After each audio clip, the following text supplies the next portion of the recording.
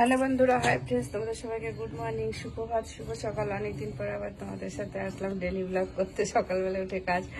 আর এখন বাজে হলো 7টা, তো চলে এসেছি এরকম একটা আকাশে।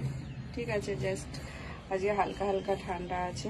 আর এইটা খুব গোলাপ একটা ফুটেছিল, তখন আমি নিয়ে এসেছিলাম।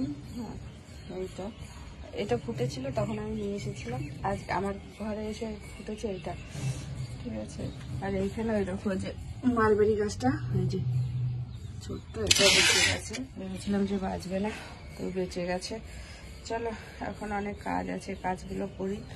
বিছনা, মশারি, বিছনা কিছুই তোলা হয়নি, এগুলোকে তুলতে হবে।